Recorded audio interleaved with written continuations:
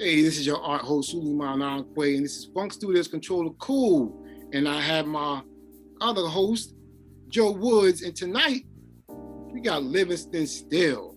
Livingston Steele. I mean, like, look, man, he's a model, he's an actor, he's a film director, he's doing big things.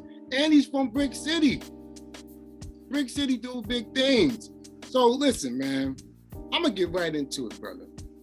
We want you to give us the journey from the beginning of Livingston Steele, whether it was model first or actor first. Tell us how you began. Well, thank you, first off, for even having me. I really appreciate you and the love, even hold me to like such a regard. I really appreciate you, even giving me this platform. So thank you guys. To start off as Livingston Steele, I mean, believe it or not, I started as a musician first. I went to arts high school. I played trumpet. I was an instrumental major. I learned the basics. Shout out to Archive. I'm sorry, I have to say that. I'm arts high too. Where? Shout out to Jaguar Pride. I played trumpet, but I also went to bass guitar. And originally, I always had a passion for music industry, helping artists, working with artists, artist development. It was something like I saw from like the 90s going to the thousands, from like the Beyoncés and the Ushers and Alicia Keys of the world, how they groomed and they had a career that lasted. And that was something I'm being surrounded by artists from growing the arts. That's pretty much what you want for everybody. So like the way I had a passion, I wanted to that knowledge and marketing and business and being able to help artists. So originally that was the direction I was going. I went to school for it. I went to University of New Haven, studied music industry. I minored in TV and film because I thought that would be something that was at the time just helpful on my journey to helping artists in music. I interned for a bit at BET for Music Matters when like J. Cole and what's his name, Miguel and them were coming up when they were just starting out. So I'm seeing them when they're at 500 followers. To see where they are now is a journey. Interning at Summer Stage for Publicity and Watching. And that's where now, as I look back at a lot of my thought process of putting together and working with a lot of founders and North creatives to create the Brick City Jam came from, because I used to intern at Summer Stage in New York. And if people who don't know what Summer Stage is, it's a festival, a nonprofit like festival that benefits for the community in all 5 boroughs. But that I'll get into. It's crazy how it ties in, because that was never my thought processes and doing everything. I was just trying to learn as much as possible. I got into working with a lot of music management companies and assisting them, and working with artists directly that were either working with labels or on their way working with labels, and seeing that process. And that time I realized it's a lot of relationships. It's a lot of character building and knowing how to interact with people. So I always had an interest in acting, but like I realized taking acting classes would open me up a little bit more, because I'm really started off as a very shy person, not really much of a talker, if you will. But going now though. I mean, and that was about 5 years ago. Going into acting professionally and studying it opens you up to learn the truth about not only yourself, but looking into others.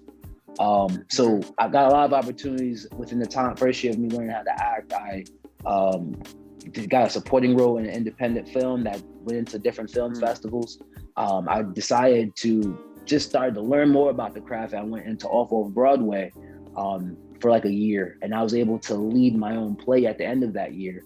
And then I got an opportunity to do a few indie shorts, and I also got another opportunity to go back to theater, but do off Broadway. And there's a difference. There's off Broadway, there's off Broadway, and then there's Broadway. I got the ability to let us know what that is, because I don't know the difference between off, and let us know what's the difference. Off Broadway is like, and they do it by seating. So like I think off Broadway is like 99 seats or less. And then off Broadway is like 100 seats to like 300 seats. Like Broadway is like 300 plus, like you have as many seats, and that's how they like engage like the community and like how they do even ticket sales and stuff like that. So like learning just going up the ladder, but then also going back between film and theater and learning like how that works. And while I was doing that, I was still doing music. I was still working with artists, helping them, working with management companies. But then I started to see that maybe I could start doing this for myself and seeing how that could work, still being around artists. Joe Sway has always, his older brother has always been my best friend, dancer. He's a multi-instrumentalist as well. When I came back from school and got back into acting, I was getting acting in New York. He started like taking seriousness of his profession as a musician and as an artist. So we discussed at the time, as I'm getting into film and I'm seeing how things are shot and being on an independent film, like of over $10,000 budget, you're seeing like how certain things move and how you could tell stories. And we decided like, yo, we should create like a web series or something like that to like highlight your music, particularly as things and social media is changing and visual is becoming more important. And when it first started, it was supposed to be a show that was just quirky fun about artists and their slight struggles, but all about the music and their art forms. And that started in like 2015, 2016. And that is how the theory of Brick City Music was born. In 2016, we submitted to the New York International Film Festival. We were able to get a bunch of people that we went to arts with, get a crew together. Shout outs to two friends of ours, Alfredo and Sean, who came together and helped us shoot a lot of the things in the beginning stages. It was a completely different story. It was just a very simple thing that got us into the New York International Film Festival, and we were nominated for Best Web Series. Oh, snap. Nice. Congratulations. Thank you. Congratulations. So like, I'm sorry. I've just been ranting like crazy. So no. You got a lot to talk about. You understand? If you have done these things, you can talk about your life. We want you to do that. I appreciate you. But what I was going to say was, what is your favorite out of acting, modeling? Because you modeling, you're a model. You over here, I got the shirts on, trying to be all suave and everything. I might want to do that too, get my little model on. But what is more difficult, to be a model or an actor for you? For me personally, everything is starting to blend in. So it's hard to say which one's easier, what's not easier or harder. And I've had this conversation with my girlfriend about like, it's looking at it as crafts, like the craft of what you do and then a graffiti artist in a sense are two different crafts. However, their hardships are in its own different world. So I can't even negate like what's right from what's wrong or what's harder from what's not. Understanding yourself as a person, as an actor, and understanding other people is probably one of the hardest things to do because of society. Modeling is the same thing. Like society puts a lot of pressure on you as a person, what you can and can't do. And to be free to understand your body and how to shoot and what to shoot and how to magnify the clothes, that's an understanding of craft and how that works. And so is acting. So it's like, the more you get indulged in both crafts, it's not more so what's harder, it's more so for you as a person, what you're open to. And how you open-minded to, and then what you allow to yourself that you can create out of these different types of crafts that come to you. Which craft would you say you like the best, regardless of the success or the struggles, whether it's directing, acting, modeling, music? Which one did you like the best out of all?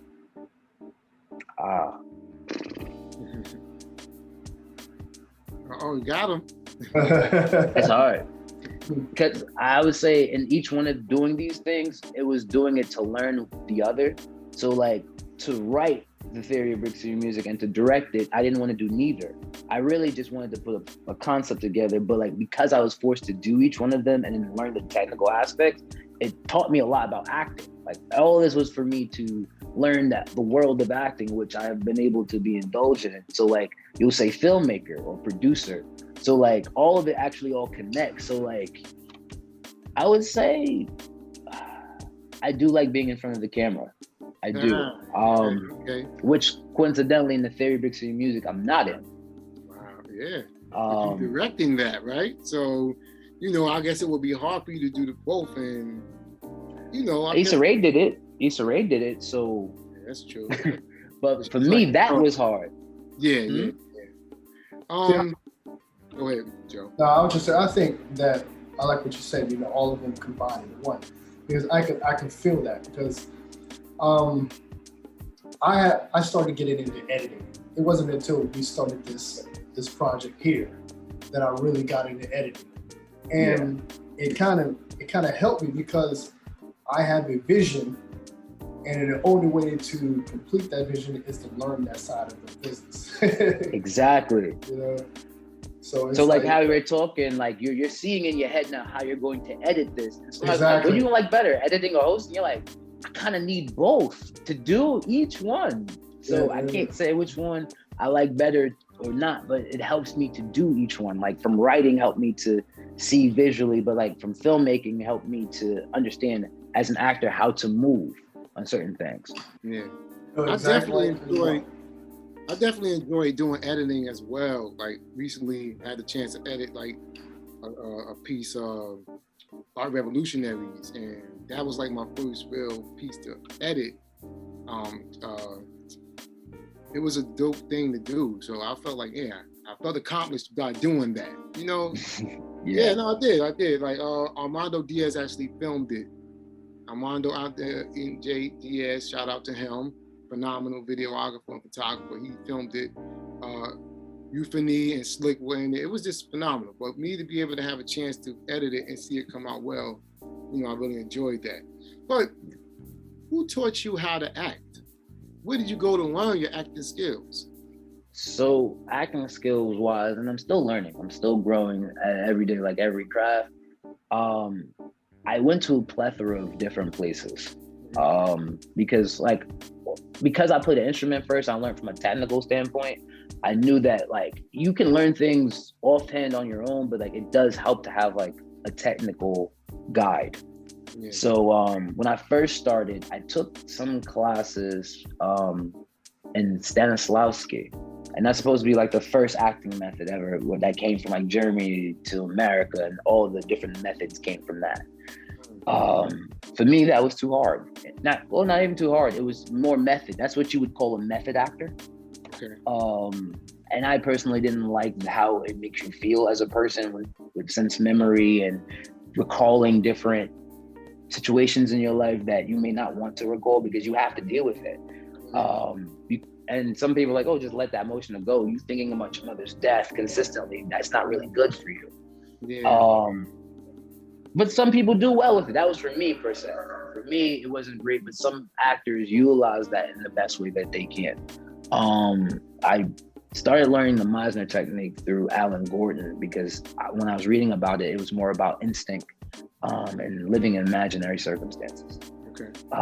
So it's like as if something happens, as like you can daydream about something and it could really hit you in a way where you could be laughing, crying, be just having a good time in your own head if it means that much to you. That's where the Meisner technique comes in, and it's an interesting thing because it indulges you into paying attention to you as a person, what affects you as a person, and how it affects other people. But now as I'm learning that as like my ground technique, I'm still learning other aspects from like voice adjustments to Shakespearean acting. What was the point of that? Like, I'm just a curious person that likes to learn these different things. Not even in a competitive way, but even more so competitive way within myself. How deep would you go for a role? What does that mean? What does that mean in the sense? How far? Oh yeah, how far? Like, would you lose mad weight? Would your ethics get in the way of certain things?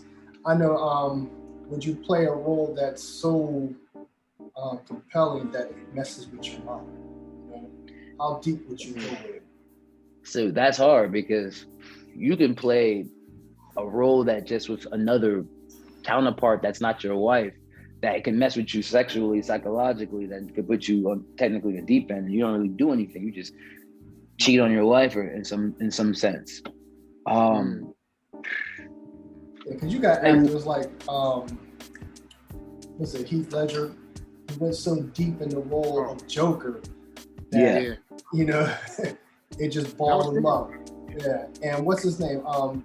The Keith Stanfield, who played the guy in, was it the Messiah? What was that movie? Judas called? and the Black Messiah. Yeah.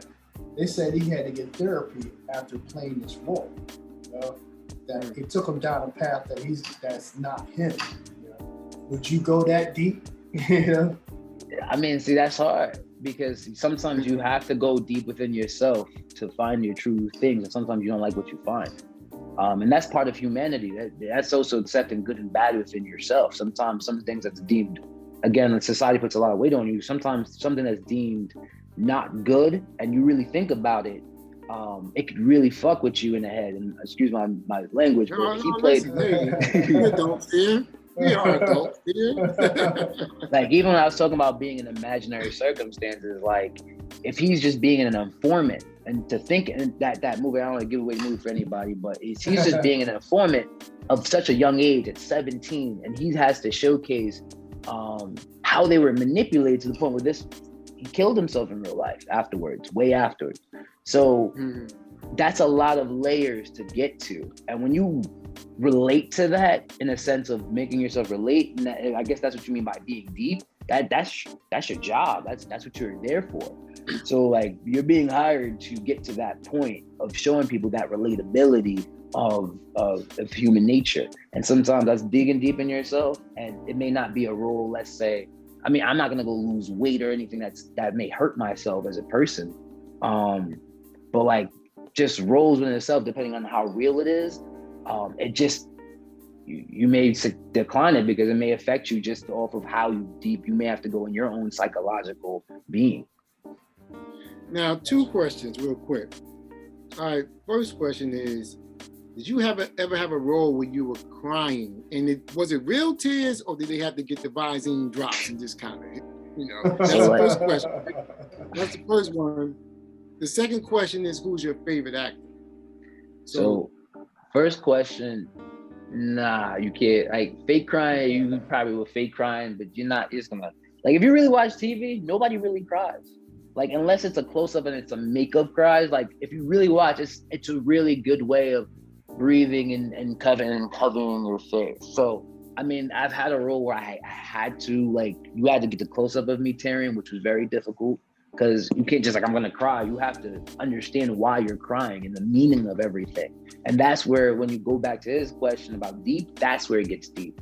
Because you can't just throw emotion. You can't just be happy or just sad. Now, like, what makes you sad? And that's those layers of going deep within yourself, getting into it on a large, like a deeper level into like just acting and understanding characters. But like, yeah, no Visine and stuff like that, because it's gonna look crazy. Hey, Tyler Perry do it. I see them, Tyler Perry, and they had the little string going down their faces, man. And you see it, like, look at that Visine doing its work. I would say my favorite actor, I have a few. You have Idris Elba, that's usually my first favorite. Lincoln Stanfield is amazing. Daniel Kaluuya. He's about to say something about that. Oh no. Daniel Kaluuya, Yahya.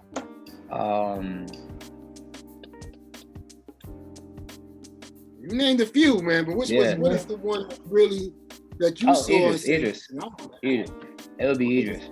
Well, what made Idris? He's good. There's a movie he did called Sometimes It Rains in April. And it's not really big in like America or like on your radar, but it was about a movie that took place in Africa about in a time that I didn't even know about. I don't want to say it too much to give it away, but like, he played a role where it showcases the racism in Africa that was created by the Belgian just community. And he was one of the officers, and he had to, it was 10 years later, his brother helped do this type of suicide, and this is a real story. So it was like a genocide in Africa, like almost up to 1 million people were killed in like 30 days. And this is 10 years later, and he's talking to his brother that helped like push the agenda of that genocide, he's on trial, and he's trying to figure out what happened to his family because they were part of the people that was being like killed, and he doesn't know what happened to them, and they disappeared for like 10 years. And you find out through the flashbacks of what happened in that time frame, and it's a true story. It touches to like Hotel Rwanda, but like it was a role that showed so much like this human quality that I wanted to understand, like just people, and like how was he able to do it with such subtlety. And you know what I thought about Idris Elba? Like, you know, I first saw him in The Wire. A lot of people saw The Wire, one of the best series ever. I was kind of mad because he was shady, but he did his thing. And, you know, but I want to go back there, you know. But why are you too? Like when I watched a few episodes, when I watched The Wire, it was that also like sealed it to me too, because to watch that and then go to The Wire, it was also like the change. Like these are real two different people now that he's playing, and that's like a goal of mine, to learn and understand how that feels, and also understand where another person is coming from. And that's even what keeps me to keep acting, because I continue now understand people and being present from where they're coming from. All right, I gotta go to the directing. All right, you know, the theory of Brick City Music, which I happen to be in a little part in there. You know, thank you for people don't know. You know, whatever they be streaming and stuff. Well, they gonna know. They gonna know, but I appreciate that.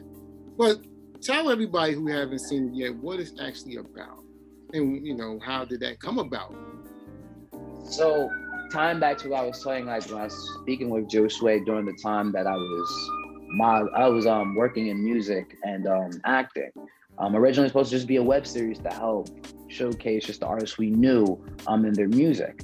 It was supposed to be a much just easier 10-minute type of thing. And after 2016, we got nominated and we lost. I started to see like the world of filmmaking and like wanted to know more on how to make this win, and then how to get more people involved. People liked the concept and liked it already, but there was more that needed to be added, and that changed it from being just a comedy, quirky type show to me now indulging into more drama, into more like what makes people relate to certain things. And this is 2016, 17. So after the first one, we created another pilot. My goal was to try to get some type of help to shoot it in the best way possible. Joe Sway constantly is making music and was adding elements to it, but then the story kept changing as things happened. As we did the second version, the third version, because we didn't have no money to do anything or the resources, so we just had to do what we can to get from point A to point B. And as I look back at it, sometimes you just have to do it and just throw it out there and just make things happen for yourself. The Brick City Music, theory of Brick City Music starts to tie into a lot of the struggles, not only that I had, but creatives around me and that our professionals were having. And we went into a lot of hardships, a lot of hard times where I didn't think I was ever gonna finish this. And low-key, I haven't. What I'm releasing now is a series pilot, or a pilot series, a 3-part pilot series for you to understand the idea and for us to try and raise money to do it as a season now. But where it stands and where it was, it grew into more of a relatable story that follows Joshua Simon as he gives up on playing because of the hardships of being a musician. And his father's encouragement, because his father did encourage him, but losing his father, and he is now transitioning into a 9-to-5. He now takes care of his mother with his brother. And this is a story now of relate to people of my age of taking care of their parents at a younger age, where they would want to do more but can't because they're taking care of their parents because they're older now and don't have the means to. He can't continue being a musician or growing as a musician because he has those hardships. Even as his brother is a dancer, he can't do. Neither one of them can do what they want to do because they have to make sure the bills are paid, which isn't that easy.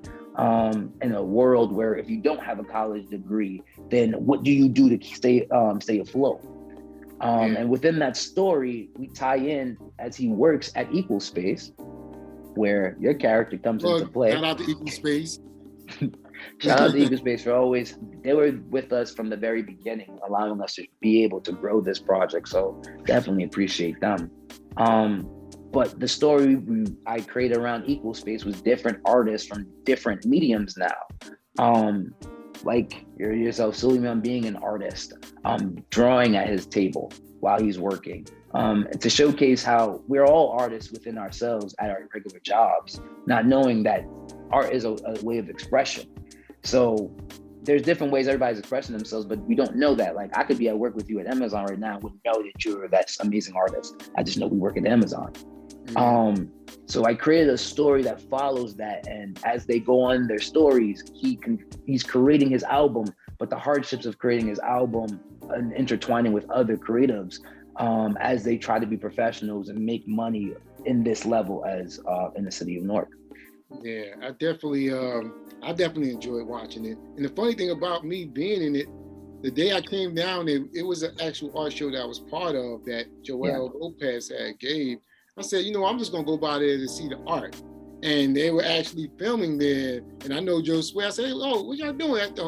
Got extras? I said, hey, I want to be an extra. I was dressed the part for the time. So I just happened to opportunity knocked, and that was a good thing because I want to get more exposure as well. So I like to be in front of the camera too. And you did an amazing job, huh? Where can they see this? The folks out here. So Suleiman was able to see it because I was able to do 2 screenings, like private screenings, that I was building awareness for this last year. I mean, I was supposed to release this last year, but COVID hit and I had to regroup. I'm going to release the first episode March 28th. I'm releasing the official trailer now Tuesday. And I'm going to be releasing, because in the show, there's a character in the city of Newark. There's a character for each medium and their struggles and as they all intertwine. Just like in our arts community now, we all know each other. We all somewhat work with one another, whether you're doing graphic design or editing, or you're doing music production, or you're helping one another shooting someone's music video. All of them all connect. And I just created a story that showcased that in the city of Newark, following Joshua Simon as a sax player creating his music.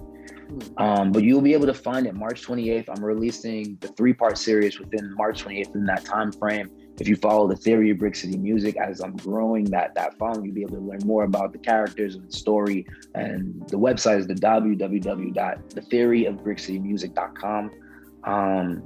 And the Theory of Brick City Music name came from music. We always knew music theory was the essential piece of creating music. And we were like, what is the theory of Newark? What is the theory of Brick City? And we thought it was music at first, which in a sense, music brings a lot of things together. But then we also learn in the story as well that music brings a lot of things together, but there's a lot of other art forms that shape the whole artist community in the city of Newark. Yeah. Now you said we. Right. You said we. So who is the we besides you? Who else is in your clan? So outside of myself of creating it and writing it, directing it, putting the pieces together, I have the people who've helped me put it together, from Joshua Simon, the main lead. A lot of the characters in this show are real artists. They're not just actors. There's real music attached to this show continuously. If we were to do it as a full season, it would be all original music from the city of Newark, from independent artists. I was just thinking I should ask, is this your brainchild, or you have other partners along with this? Now, this is my brainchild with the help of Joshua Simon, with the help of from Rosie to Christina to Joelle. These are all videographers, and they're all that have helped me and have grown with me with this story as I've been putting it together. This ended up being my brainchild in a sense. Even with all the characters, a lot of my struggles are in their lives, from the choir director by day to hardcore rapper by night, Elijah Rock, to the DJ who has ridden by anxiety, and also have issues with his mother, dealing with him being a DJ. But he's not even a real DJ. He's more of a producer. His younger sister is a DJ. Wow. And I want to talk about that real aspect with a few DJs and that's how the jam came to be. The jam was supposed to be a trailer for the Theory of Brick City Music. And when I was shooting shots of the trailer, I realized a lot of people showed up for it as a festival. Yeah, it was a big thing. Stepping into the habit and seeing all those dope graffiti artists just going, and then you had performing artists there. You had Samaj Savage there, and now he's elevating. You had some quality people there. So I was just happy to be in the same environment at the time. And you were just one of the dope pieces of people from the city of Newark that are professional artists showcasing. That's what we wanted to showcase in the Theory Brick City music. From Samad Savage to Khalil Gibran to Euphony. We had a bunch of different artists, Janitza, that just showed up for us because it was just an organic feel. And it branched off from the Theory of Brick City music. It was no longer trailers. This was a festival. Theory of Brick City music is a show that will highlight artists. The Brick City Jam Festival is a festival that real artists can perform. But the crazy thing is, God willing, if I get the opportunity to do this as a show, real artists will have the opportunity to perform in the Theory of Brick City music as well. Continuously, like how we're doing it in this format. And that's how we're pitching. We're pitching the city of Newark. We're pitching the city of Newark's music. We're pitching young artists. We're pitching older artists. We're pitching in that story. It's not just following millennials. You're following older artists who've traveled and getting back into music or getting back into their art form, or may have been robbed of their music in the 90s and now they know how to deal with like copyright laws. So I touch on a lot of stories of a lot of information that I've learned from music industry, I've learned from as a model, that models may go through that people don't know, graffiti artists may go through. Obviously musicians just putting an album together, working with different people within the choir and in the church community, or working within the DJ community and going within rap, and how to balance all of those different things as an independent artist, not as an artist that's already made it. Yes. So listen, you talk about creating, you know, every time we have our show, we have a segment, Sue's Book of Cool, and this is no different. And I reached out to you, you gave me a word.